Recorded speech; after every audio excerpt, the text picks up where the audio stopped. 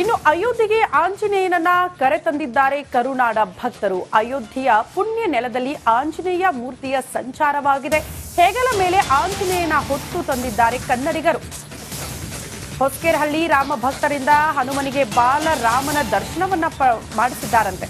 ಪವಾಡಗಳ ಮೇಲೆ ಪವಾಡ ಸೃಷ್ಟಿ ಮಾಡ್ತಾ ಇರುವ ಕೆರೆಗೋಡಿ ಆಂಜನೇಯ ಅದೇ ಮೂರ್ತಿಯನ್ನ ಹೊತ್ತು ಅಯೋಧ್ಯೆಯನ್ನ ಸುತ್ತುವರೆದು ಬಾಲರಾಮನ ದರ್ಶನ ಮಾಡಿಸಿದ್ದಾರೆ ನಮ್ಮ ಕನ್ನಡಿಗರು ಅನ್ನೋದರ ಡೀಟೇಲ್ ಸಿಗ್ತಾ ಇದೆ.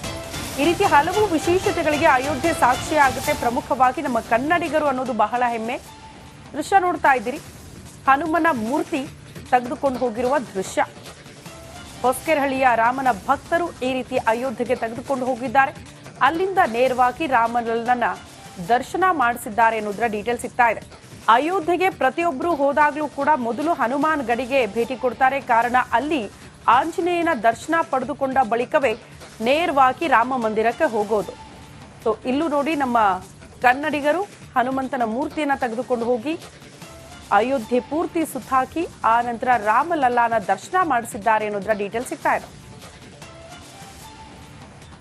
ನೋಡಿ, ಅಯೋಧ್ಯೆಯ ಈ ಪುಣ್ಯ ನೆಲದಲ್ಲಿ ಶ್ರೀರಾಮಚಂದ್ರನ ದಿವ್ಯ ಸಾನ್ನಿಧ್ಯದಲ್ಲಿ, ಬಾಲರಾಮನ ಈ ಪುಣ್ಯ ಸಾನ್ನಿಧ್ಯದಲ್ಲಿ ಬೆಂಗಳೂರಿನಿಂದ ಬಂದಿರುವಂತ ರಾಮನ ಬಂಟ ಹನುಮಂತ ಅಯೋಧ್ಯೆಯ ನೆಲವನ್ನ ಸ್ಪರ್ಶಿಸಿದ್ದಾನೆ.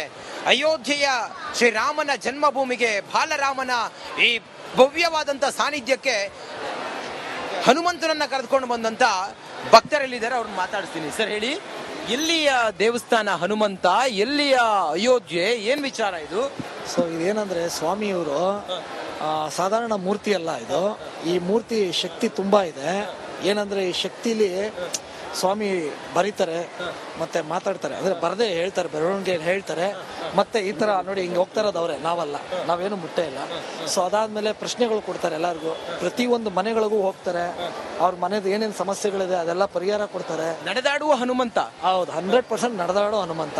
ಎಲ್ಲಾರ ಮನೆ ಕಷ್ಟ ಕಾರ್ಪಣ್ಯಗಳನ್ನ ತಾವೇ ಗ್ರಹಿಸಿ ಅದನ್ನ ಪರಿಹಾರ ಮಾಡ್ತೀನಿ ಅನ್ನೋ ಸನ್ನೆಯನ್ನ ಕೊಡುವಂತ ಶಕ್ತಿಶಾಲಿ ಪ್ರಭಾವಿ ನಡೆದಾಡುವ ಹನುಮಂತ. 100%. ಇಲ್ಲಿ ಬಂದಿರೋ ಭಕ್ತಾದಿಗಳು ನಾವು ಹೇಳಲಿಲ್ಲ ಯಾರಿಗೂ, ಹೇಳದೆ ಬರೀ 30 ಜನ ಬಂದಿದೀವಿ. ಹೇಳಿದ್ರೆ 500 ಜನ 600 ಜನ ಆಗ್ತಾರೆ. ಎಲ್ಲಿರೋ ದೇವಸ್ಥಾನ ಎಲ್ಲಿರೋದು ಇದು? ಕೆರೆಕೋಡಿ, ಹೊಸಕೆರಹಳ್ಳಿ ಕೆರೆಕೋಡಿ.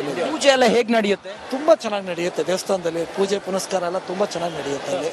ಎಲ್ಲವೂ ಕೂಡ ಶ್ರೀರಾಮನ ಸಂಕಲ್ಪ, ಹನುಮಂತನ ಸಂಕಲ್ಪ. 100%. ಒಳಗಡೆ ಹೋಗ್ಬೇಕು ಅಂತ ಕೇಳ್ಕೊಂಡು ಅವ್ರು ಕೇಳಿದ್ದು, ಒಳಗಡೆ ಹೋಗ್ಬೇಕು ನಾನು ಅಂತ. ಹೆಂಗಪ್ಪ ಸಾಧ್ಯ ಅಂದ್ರೆ, ನಾನ್ ಮಾಡಿಸ್ತೀನಿ ನಿನಗೆ ಯಾಕೆ ಅಂತ ಹೋದ ಒಳಗಡೆ. ಮಾತು ಒಂದು ಆಡೋದಿಲ್ಲ ಬಿಟ್ರೆ ಮತ್ತೆಲ್ಲವೂ ಕೂಡ ನುಡಿಸ್ತಾರೆ. ಹೆಂಗ್ ಬೇಕಾದ್ರೂ ಹೇಳ್ತಾನೆ ಅವನು. ನಿಮ್ಗೆ ಜ್ಞಾನ ಕೊಟ್ಟು ನಿಮ್ ಬಾಯಲ್ಲೇ ಹೇಳಿಸ್ತಾನೆ ಅವನಿಗೆ ನಾನು ಆಗ್ಬೇಕು ಅಂತಿದ್ರೆ. ಇದು ಸತ್ಯ. ಎಷ್ಟು ಜನ ಬಂದಿದ್ರಿ ತಾವೀಗ? ನಾವು ಈಗ 20 ಜನ ಬಂದಿದೀವಿ. ಇನ್ನು 10 ಜನ ಫ್ಲೈಟ್ ಅಲ್ಲಿ ಬರ್ತಾ ಇದ್ದಾರೆ. ತಾವೆಷ್ಟು ಭಾಗ್ಯವಂತರು ಸರ್? ಭಾಗ್ಯವಂತರ, ಪುಣ್ಯವಂತರು. ಇದು ಇಂಥ ದೇವರು ಸಿಕ್ಕಿರೋದು ನಮ್ಗೆಲ್ಲ ಪುಣ್ಯ. ಪ್ರತಿಯೊಬ್ರು ಈಗ ಇವತ್ತೇನ್ ಮಣಿಕಂಠ ಇದ್ದಾರೆ, ಈ ಮಣಿಕಂಠ ಇವತ್ತು ದೇವ್ರ ಹತ್ರ ಇರಕ್ ಕಾರಣ ಏನಂದ್ರೆ ಸ್ವಾಮಿ ಎಲ್ಲ ಪ್ರತಿಯೊಂದು ಬದಲಾವಣೆ, ಲೈಫ್ ಸ್ಟೈಲ್ ಚೇಂಜ್ ಮಾಡಿದಾರೆ ಅವ್ರದ್ದು. ಏನಾಗುತ್ತೆ, ಏನ್ ಗತಿಸುತ್ತೆ ಅನ್ನೋದನ್ನ ಮಾತಾಡೋದಿಲ್ಲ ಅನ್ನೋದು ಬಿಟ್ರೆ ಎಲ್ಲವೂ ಕೂಡ ಶ್ರೀ ಸ್ವಾಮಿಯ ವಿಚಾರದಂತೆ ಆಗತ್ತೆ. ಪವಾಡ ಇದೆಯಲ್ಲ, ನಿಜಕ್ಕೂ ಕೂಡ ಇದು ಒಂದು ರೀತಿಯಲ್ಲಿ ಶ್ರೀರಾಮನ ಅಪ್ಪಣೆಯಂತೆ ಹನುಮಂತನು ಇದನ್ನ ಕಲ್ಪಿಸ್ತಾ ಇದ್ದಾನೆ ಅನ್ನೋದು. ಕ್ಯಾಮ್ರಾ ಪರ್ಸನ್ ಕೃಷ್ಣ ಜೊತೆ ನಾನು ರಂಜಿತ್ ಶ್ರೀಯಾರ್, ರಿಪಬ್ಲಿಕ್ ಕನ್ನಡ, ಅಯೋಧ್ಯೆ. ಇನ್ನು ಅಯೋಧ್ಯೆಗೆ ಆಂಜನೇಯನನ್ನ ಕರೆತಂದಿದ್ದಾರೆ ಕರುನಾಡ ಭಕ್ತರು. ಅಯೋಧ್ಯೆಯ ಪುಣ್ಯ ನೆಲದಲ್ಲಿ ಆಂಜನೇಯ ಮೂರ್ತಿಯ ಸಂಚಾರವಾಗಿದೆ. ಹೆಗಲ ಮೇಲೆ ಆಂಜನೇಯನ ಹೊತ್ತು ತಂದಿದ್ದಾರೆ ಕನ್ನಡಿಗರು. ಹೊಸಕೆರಹಳ್ಳಿ ರಾಮ ಭಕ್ತರಿಂದ ಹನುಮನಿಗೆ ಬಾಲರಾಮನ ದರ್ಶನವನ್ನ ಮಾಡಿಸಿದ್ದಾರಂತೆ. ಪವಾಡಗಳ ಮೇಲೆ ಪವಾಡ ಸೃಷ್ಟಿ ಮಾಡ್ತಾ ಇರುವ ಕೆರೆಗೋಡಿ ಆಂಜನೇಯ ಅದೇ ಮೂರ್ತಿಯನ್ನ ಹೊತ್ತು ಅಯೋಧ್ಯೆಯನ್ನ ಸುತ್ತುವರೆದು ಬಾಲರಾಮನ ದರ್ಶನ ಮಾಡಿಸಿದ್ದಾರೆ ನಮ್ಮ ಕನ್ನಡಿಗರು ಅನ್ನೋದರ ಡೀಟೇಲ್ ಸಿಗ್ತಾ ಇದೆ. ಈ ರೀತಿ ಹಲವು ವಿಶೇಷತೆಗಳಿಗೆ ಅಯೋಧ್ಯೆ ಸಾಕ್ಷಿಯಾಗುತ್ತೆ. ಪ್ರಮುಖವಾಗಿ ನಮ್ಮ ಕನ್ನಡಿಗರು ಅನ್ನೋದು ಬಹಳ ಹೆಮ್ಮೆ. ದೃಶ್ಯ ನೋಡ್ತಾ ಇದ್ದೀರಿ, ಹನುಮನ ಮೂರ್ತಿ ತೆಗೆದುಕೊಂಡು ಹೋಗಿರುವ ದೃಶ್ಯ.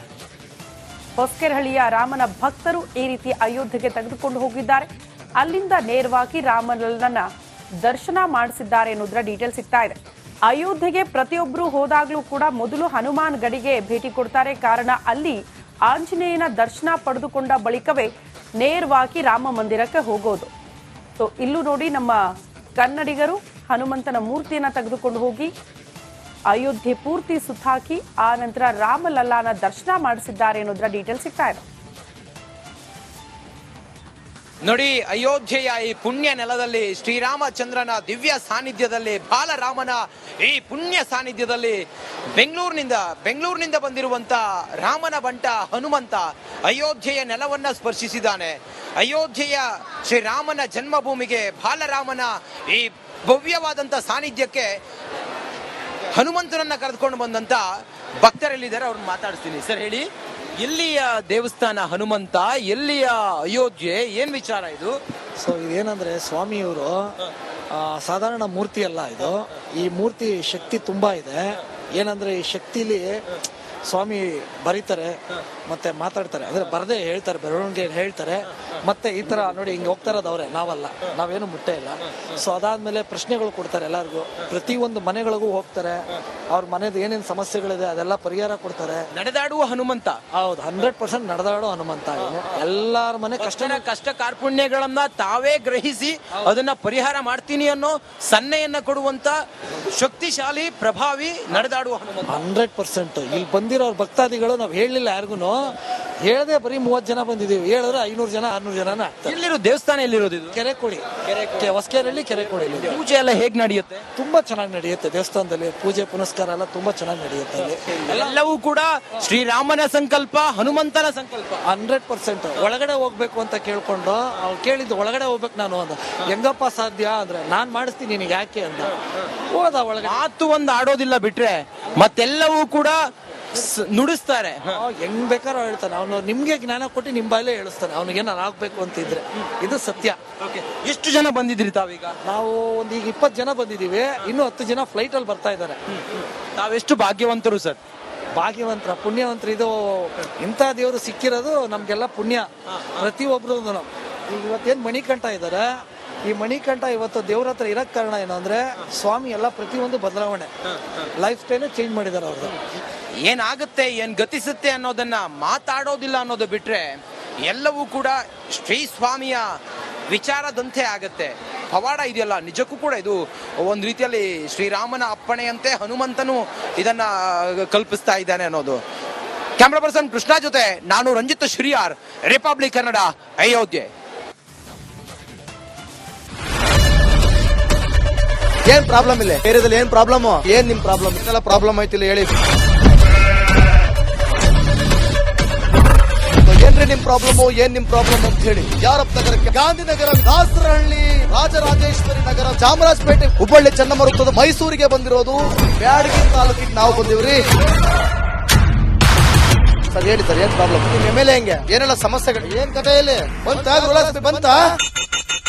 ಅಯ್ಯಪ್ಪ ಯಾವತ್ತೂ ಬಂದಿಲ್ಲ. 2 months ಇಂದ ನೀರಿಲ್ಲ. ಟ್ಯಾಂಕರ್ ಬರ್ಬೇಕಾದ್ರೆ ರೋಡ್ ಸರಿ ಇಲ್ಲ ಅಂತ ಯಾರ ಹತ್ರ ಹೋಗಿ ಹೇಳೋದಕ್ಕೆ ನಮ್ಗೆ ಯಾರು ಇಲ್ಲ. ಇಲ್ಲಿ ಕಿತ್ತೋದ್ರೆ ಏನ್ ಅಲ್ಲ ಹಾಳಾಗೋದ್ರು ಇದು ಯಾರು ನೋಡರೇ ಗತಿ ಇಲ್ಲ. ನಾವಿದ್ದೀವಿ ಅಂತಾರೆ. ಇವಾಗ ಯಾರು ಎಮ್ಎಲ್ಎ ಮಗ ಒಂದ್ ದಿವಸನೂ ಬಂದಿಲ್ಲ. ಫುಲ್ ಸ್ಟ್ಯಾಂಡರ್ಡ್ ಲಕ್ಸುರಿಯಸ್ ಬೆಡ್ರೂಮ್ ಐತ್ರಿ ಅದು. Taj West End tradition blue.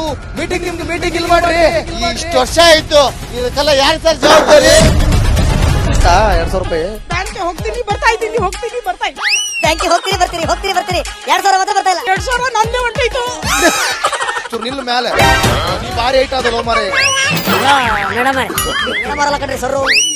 ರಾತ್ರಿ 1 ಗಂಟೆವರೆಗೂ ಎಣ್ಣೆ ಅಂಗಡಿ ತೆಗಿಬೇಕಾದ್ರೆ ಬೆಳಿಗ್ಗೆ 4 ಗಂಟೆವರೆಗೂ ತೆಗಿಬೋದಲ್ಲ. ಮಗನೂ ನೋಡಲ್ಲ, ಯಾರು ನೋಡಲ್ಲ. ನಾನು ಒಬ್ಬಳು ನೋಡ್ಸ್ಕೊಂತೀರಜ್ಜ. ನಮ್ಮ ಮಕ್ಕಳಿಗೆ ಅಮ್ಮ ಅಪ್ಪ ಇಲ್ಲ, ಅವರು ನೋಡ್ಬೇಕು. ಬರ್ತಾ ಇದೀವಿ. ದೇವ್ರು ಬಿಟ್ಟಂಗೆ ಆಗುತ್ತೆ.